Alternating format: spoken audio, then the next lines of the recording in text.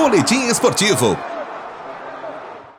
Bem, vamos falar sobre Copa do Brasil. Tivemos jogos na terça-feira, ontem, e hoje será complementada os jogos de ida dessa terceira fase da competição. Aliás, abri um parêntese aqui, o jogo entre Internacional e Juventude não foi realizado em função da tragédia que se abateu sobre o Rio Grande do Sul, com as fortes chuvas, vários municípios em situação delicada, estado de calamidade pública. Só que não apenas esses jogos. A CBF tomou, ou esse jogo Internacional e Juventude, a CBF tomou a iniciativa de adiar os jogos do final de semana do Campeonato Brasileiro que envolviam equipes gaúchas. Então, por exemplo, Cruzeiro e Internacional não vai acontecer, ainda que o jogo estava marcado para Belo Horizonte. Então, o jogo do Inter não vai ter, o jogo do Grêmio não vai ter e do Juventude também não. Então, são mais 3 jogos que serão adiados para a CBF depois encontrar uma data ou algumas datas para realizá-los. No final de semana, Campeonato Brasileiro, teremos apenas 7 jogos na rodada.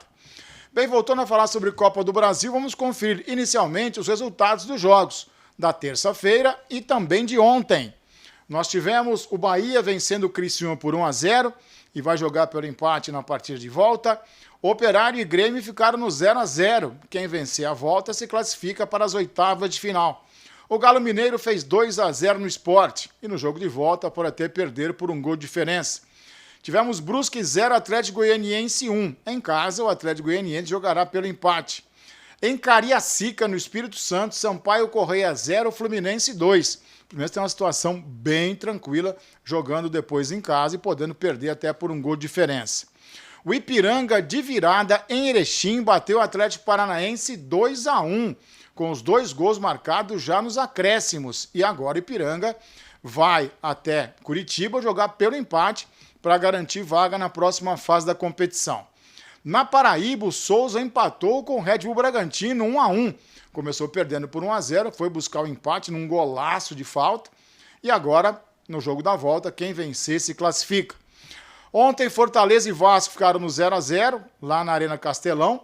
O Corinthians, de virada, numa grande exibição do goleiro Carlos Miguel, bateu o América de Natal por 2-1 e agora jogará na Neoquímica Arena pelo empate. O Flamengo, no Maracanã, de certa forma, decepcionou os seus torcedores. Bateu o Amazonas por apenas 1-0, gol marcado pelo Pedro de cabeça, e muitas vaias ao final da partida, direcionadas especialmente ao técnico Tite. Bom, hoje nós teremos a complementação, então, destes jogos de ida da terceira fase da Copa do Brasil. Vamos conferir o que vai acontecer. 19 horas, no Newton Santos, o Botafogo recebe Vitória da Bahia.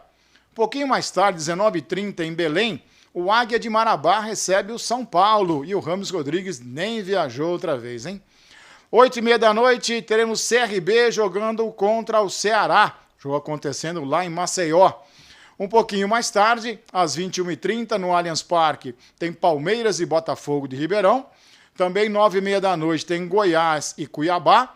E o jogo do Internacional contra o Juventude, como já informamos, foi remarcado para o dia 10 de maio.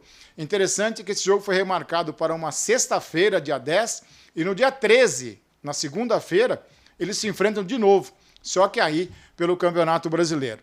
Só para fechar, o Vasco da Gama tentou tirar o Fábio Carille do Santos. Chegou até a conversar com o staff do treinador, que disse não ao Vasco, que agora está atrás do uruguaio Pesolano para ser o seu novo treinador dentro do Campeonato Brasileiro e também da Copa do Brasil.